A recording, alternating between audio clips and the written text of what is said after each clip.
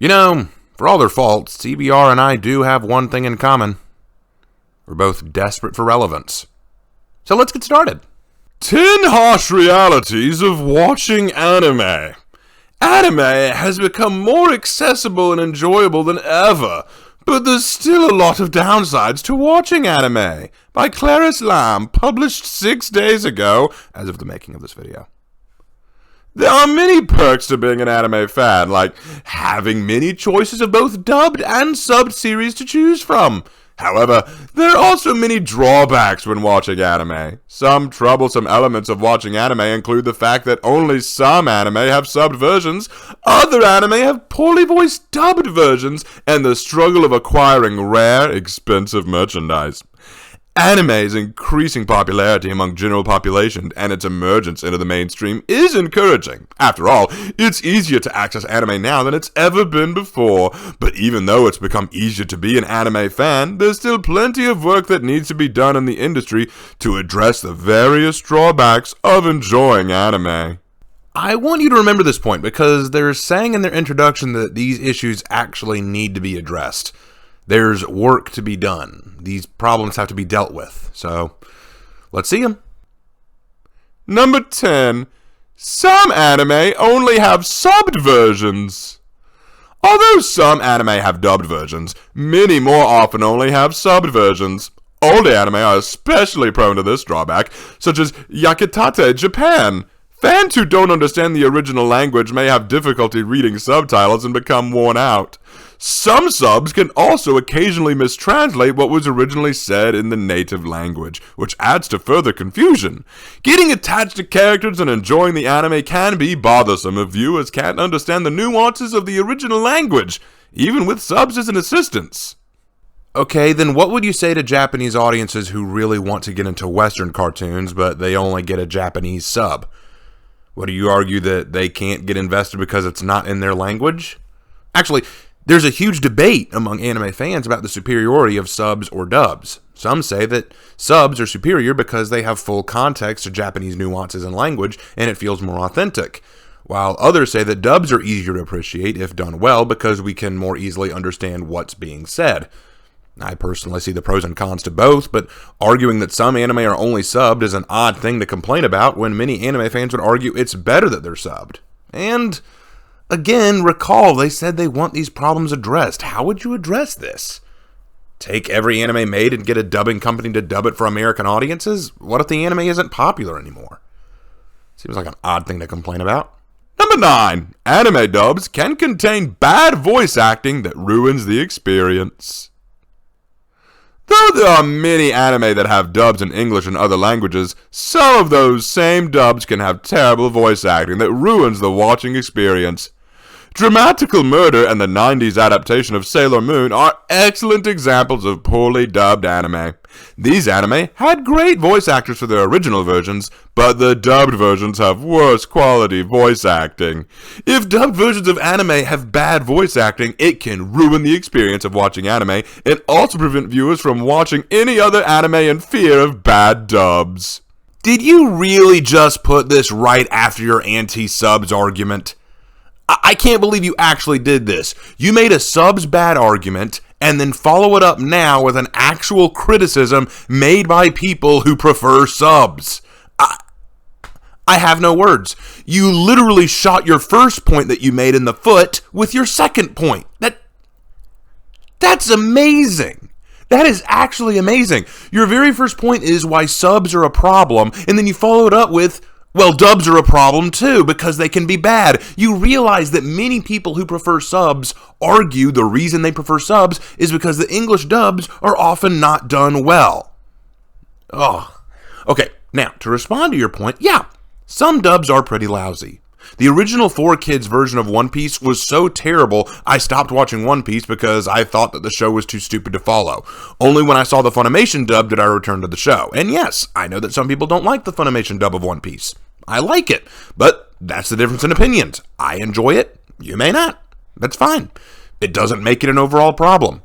And another example, Ranma 1/2, one of my favorite anime that I started watching when I was much younger, had a pretty weak tier voice acting cast, considering it was a very old anime and was still finding an audience in the West.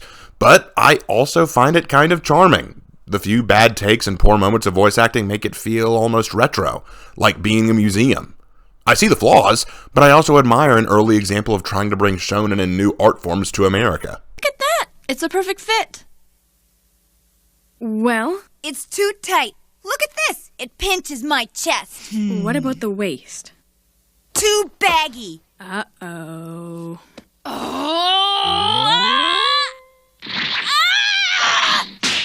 Ranma! So, yeah, but again, ugh. Number 8. Some anime might not have other adaptations. Some original anime are known for being fantastic, such as FLCL, but they might not have other adaptations. Fans who enjoyed watching a specific original anime and want to check out its related manga or light novel adaptations won't be able to find them because those adaptations either don't exist at all or don't exist yet. A lack of other adaptations can be disappointing for fans who want to see more of a series but literally can't. They must either be patient and wait to see if there will be other adaptations of the anime they love, or move on to watching a new anime that has more adaptations than just the anime alone. Really? This is your third point? This? That some anime won't have another adaptation? Well, it might blow your mind to know this, but some people don't care. Some people, actually most people as I understand it, prefer the anime. And if they don't like anime and only read manga, then odds are good they aren't going to be interested in an anime adaptation in the first place. Here, let me try wrapping your mind around this one. Star Wars, when it first came out, not the sequels, not anything that came after it, just the first movie, when it first came out, it did not have any other adaptations besides the movie itself. Spirited Away, when it first came out, the Hayao Miyazaki movie, did not have any adaptations besides the movie itself. Both were and still are beloved by the audiences who chose to see them. Now, Star Wars has a ton of other adaptations and mediums to consume the media. Spirited Away does not, but it still remains popular. Some pieces of work flourish just fine without the need for other adaptations, and some flourish so well they gain other adaptations because they existed on their own merits in the first place. I don't see why this is a problem or why it's something that needs fixing. Some anime just don't have a different adaptation, and if someone complains, oh, there isn't another adaptation, well then odds are pretty good you didn't need one. The anime was enough on its own. Really? Number 7. Anime merchandise can be extremely expensive thanks to imports. Although some anime are popular enough that many people will create and sell fan merchandise for cheap, most official anime merchandise is usually imported from countries such as Japan. Importing merchandise can be extremely expensive with shipping fees and related costs. Anime fans might burn through their wallets trying to get anime-related plushies, games, figurines, or other goods. Considering how expensive it can be to support one's favorite franchise, these pricey items alone could dissuade some viewers from watching anime. Alternatively, they might be tempted to spend all their money on anime merchandise. Are you high? I'm sorry, I can't fathom the stupidity of this reasoning. Are you high right now? Here, let me try to simplify what you just said so that I can maybe understand it a bit better. Okay. Some anime become so popular, meaning people are already watching and enjoying the anime, they become so popular that Japan will release merchandise for the anime, which is expensive for foreign audiences due to shipping cost. And the fact that this merchandise is so expensive might make people not want to watch the anime that was already being watched so much that merchandise was made for it. What's wrong with you? The merchandise was made because the anime is being watched and enjoyed.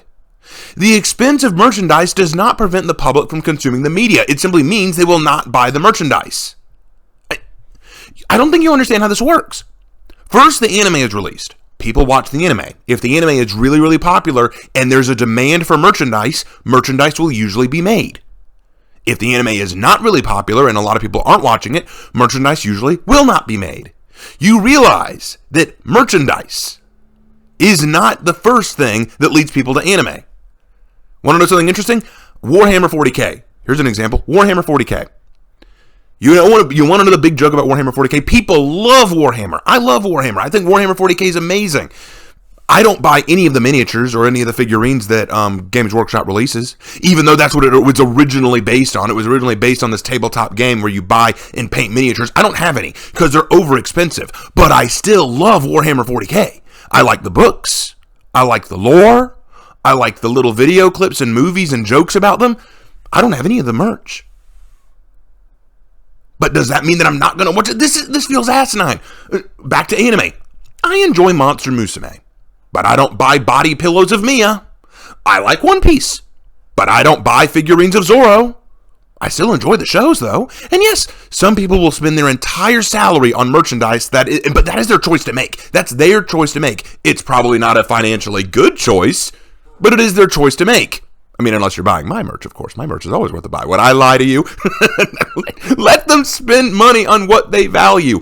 If they value anime figurines, body pillows, and merchandise, I mean, that's kind of weird, but it's still their choice. And they made that choice because they like the anime the merchandise came from. You don't buy the merch and then like the anime based on the merch. That's like, ooh, I really like this figurine. I'm going to buy it. What? This came from an anime? Well, I better watch the show it's based on that. No, I watch the show and then buy the anime figurine. And I don't even buy anime figurines. It's a waste of money. Again, I feel I need to restate this again. How is merchandise expense going to dissuade anyone from watching the anime when the anime is what made the merchandise marketable in the first place? I'm sorry. I just had an aneurysm reading that. Number 6. Some anime OVAs and movies are exclusive to Japanese viewers. Unfortunately for international fans of anime, some of the related OVAs and movies are often exclusive to Japan. Currently, more streaming sites such as Crunchyroll and Funimation give access to movies and specials that help solve this problem. However, there are still many anime movies and specials that are still Japan exclusive, especially if those specials are from older anime. Buying DVDs and recordings of OVAs and movies alone is one possible workaround, but they can also be expensive and difficult to obtain, just like it's occasionally difficult to get an official anime merchandise. Oh no, a media that's created in Japan is more difficult to obtain outside of Japan. Perish the thought. Yeah, there are some anime that never make it to American audiences because they are exclusive to Japan. There are numerous reasons why. For example, an OVA or video game based on the anime might not go to America because the anime that started that was not well received, or there are licensing issues or difficulties with foreign distribution rights. Some anime creators might specifically say they want to keep this anime exclusive to Japanese audiences for whatever reason. But why is this an issue? Are you going to tell Japan they should just let us watch their content regardless of these issues? Why is this a problem for anime fans? I guarantee, just because one or two anime you might enjoy will never come to your country doesn't mean more anime you will enjoy won't be on the way soon. Japan is a very capitalist nation. They will go where the money is. If they think they can turn a profit making an anime in a foreign market, then I promise they will bend over backwards to do it. If they release an OVA for an anime, and they think it will get a lot of money by distributing it to Western audiences, I will bet you anything they will find a way to do it. Number 5. Japan will often have access to anime before international fans. Japan will usually always have access to new anime episodes before international fans. Unfortunately, international fans could see spoilers for what happened to important characters before they have the chance to see it for themselves. This problem is likely to happen if they're not careful with trying to avoid spoilers, especially while scrolling on social media. This problem is somewhat rectified with streaming sites introducing simulcasts, so fans can watch the episode at the same time it first airs in Japan. What is your major malfunction? Of course Japan will get access to most anime first. The product is made in Japan. Until the damn product gets popular in Japan and the creators know they can market it elsewhere for foreign audiences, they will likely market it exclusively in Japan first. And yes, Japan might get first access to new episodes of your favorite anime, but who cares? you'll still get it. And about the whole spoiler thing, don't look up spoilers. But granted, even if I know the spoiler and I know the thing, I will still probably read it. Like, I knew the spoiler to Star Wars before I ever watched Star Wars. I still watched it to get my own experience out of it. I knew the spoilers to Harry Potter well before I finished the series. I still read it all to get the experience out of it. It doesn't change much.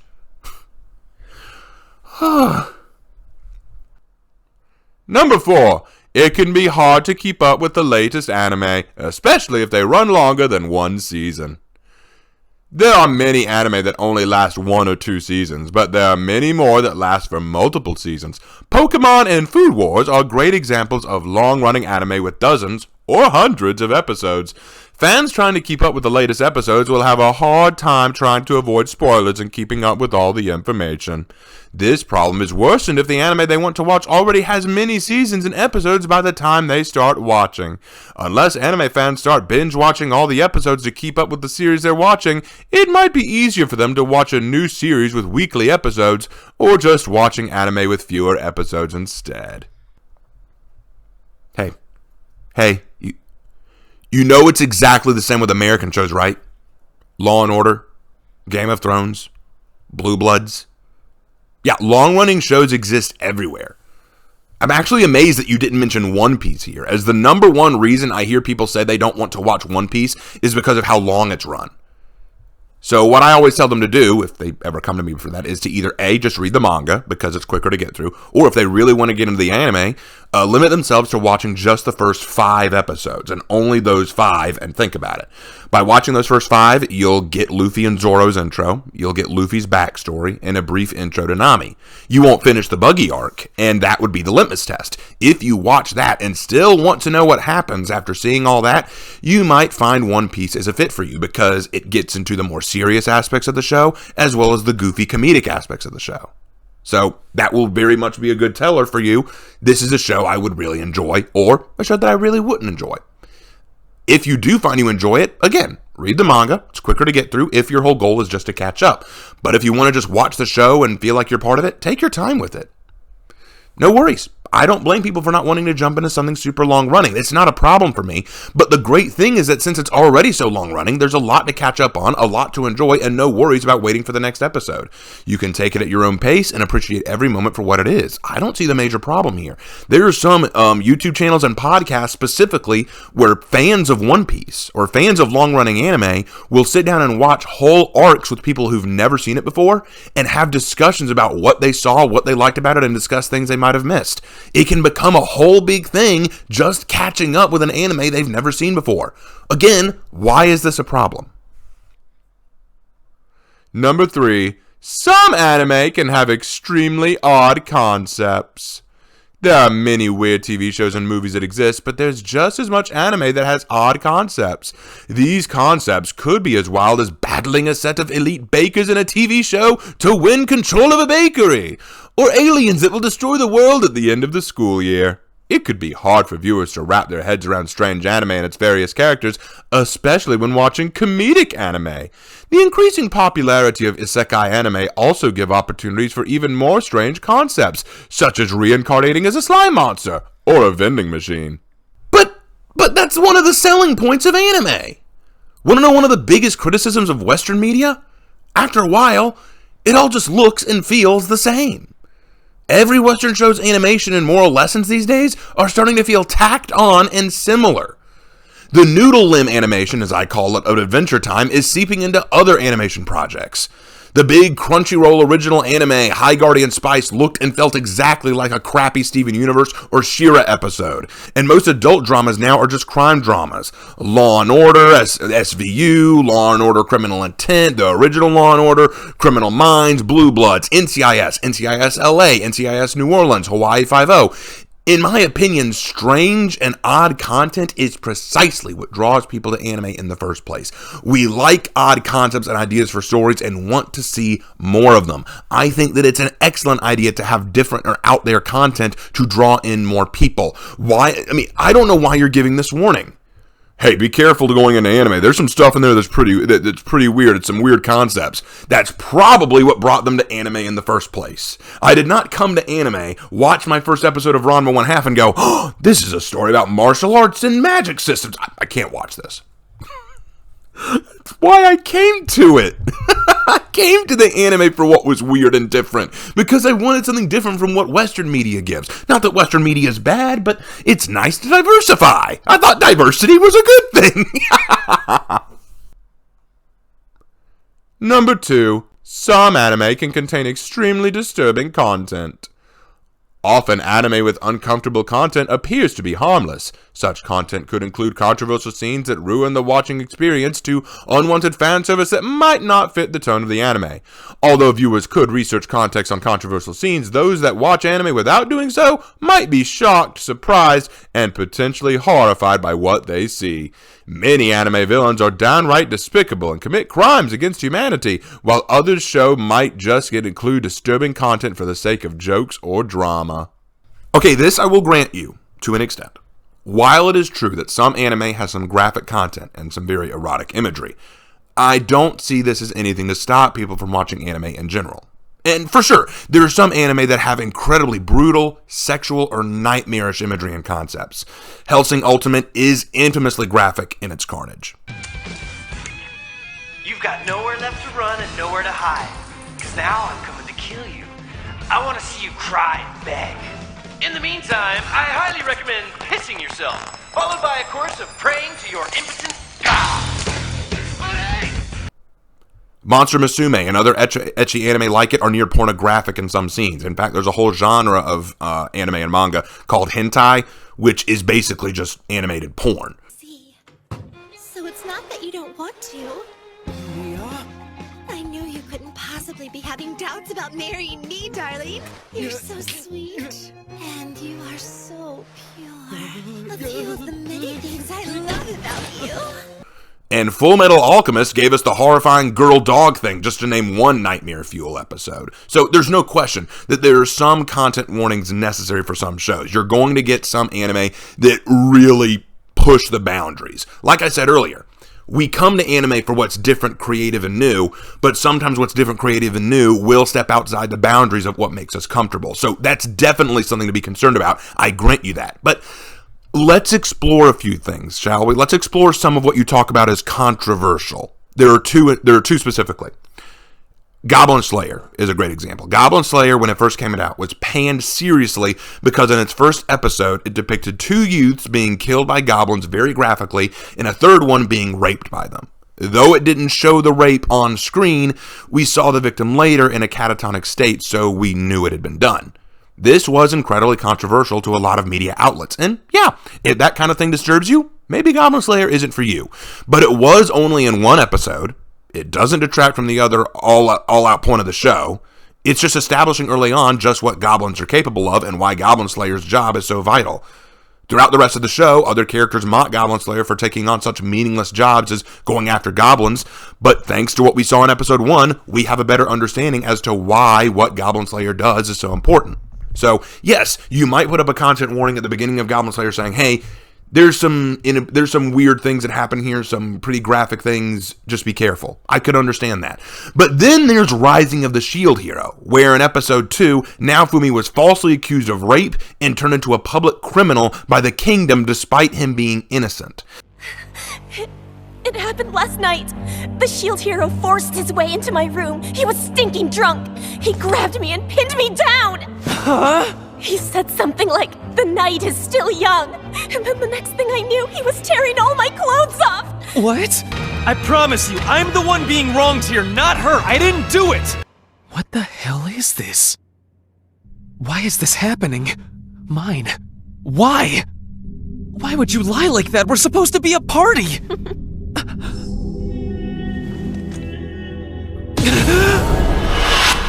I see. Joining me was just a ruse so she could destroy me right here. It was all a lie. When she smiled at me or acted kind, fake! This issue was only controversial in the West because it brought up false rape accusations during a point in time when the Me Too movement was in full swing, and that upset some sensibilities. If you let something like that turn you off from the anime, then, well, that's not really the anime's fault now, is it? So sometimes what's controversial about an anime, yeah, can be a reason to be cautious around it, or it can be something totally fabricated by media outlets that don't like what was being said. And part of being an adult, part of being a rational thinking person, is approaching it with an open mind and saying, is this something that's really going to be controversial, is really going to hurt me or other people, or is it just something that I need to work past? That's a question you have to ask yourself and figure out. It's not always the anime's fault. Sometimes it's what you have to decide is worth stomaching. Number 1. Cancellations and shorter anime come at a price. Sometimes viewers find an anime they love only to find out that it didn't get renewed for future seasons. Anime that end on a cliffhanger are especially tough when there's no future seasons, since there might not be any other adaptations and very little associated merchandise available. This could result in viewers having no choice but to rewatch the episodes to see more of it, or slowly move on to other anime that lasts longer than a season or two. Transitioning to watching other anime can be even more difficult for fans if there are no similar anime to the ones they already enjoyed. Well, it's the same with Western shows, Firefly and Forever being good examples of that. I don't see why this or anything on this list is somehow a harsh reality. Some shows don't make it past a single season. Some shows just get canceled or discontinued. It's unfortunate, but it's in no way a unique issue with anime.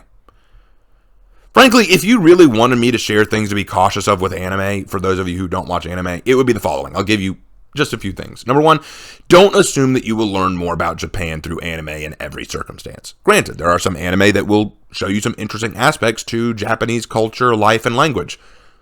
But I know a lot of weebs who think that by watching a lot of anime, they will learn fluent Japanese and will become experts on Japanese culture. They're the kind of people who walk around throwing around kawaii and ohayo gozaimasu and konnichiwa, where it doesn't matter. I'm afraid it requires a bit more than just knowing a few buzzwords. Trust me, I've been trying to study the Japanese language and culture for a very long time. I'm still learning. I'm in no way fluent yet. It takes time and energy and a lot more than just animated cartoons. Number 2, I would recommend taking the time to read up on a synopsis or any content warnings on an anime before watching it to be aware of any graphic or upsetting imagery you might see. Like, for example, when I went into Monster Musume, I didn't know it was an ecchi. So some of the scenes that got a little graphic, I was not expecting.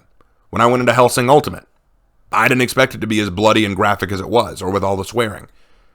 I got through it, though. But I do kind of wish I'd looked it up first and said, oh, this is what I can expect. It was kind of a shocker, so sometimes it pays to do a bit of that extra research. And 3, don't spend all your time, energy, and money on anime because you think it'll make you happier or more popular, or it will be a cure for loneliness or uncertainty. I know a lot of otakus and weebs who drown themselves in anime and anime merchandise because they are lonely and seek some kind of outlet or release. Anime is a pastime and an entertaining hobby to indulge in, but it should not become a lifestyle choice. And 4, and the last one I'll bring up here, don't make it weird. If I can give any advice to you otakus and weebs out there, please don't make it weird. I can't count the number of people I've seen dress up as anime characters in a public setting where it simply doesn't belong. I'm not talking about it at conventions. I'm not talking about in movie theaters. I'm not talking about at places where it kind of makes sense. I'm talking about at work or at school. Look, I like anime, but I'm not cosplaying Goku when I'm at work. There is a time and a place for everything, and trying to draw attention to yourself in such a way only makes you look pathetic and makes the general public think, if anime makes people act like that, I don't want any part of it.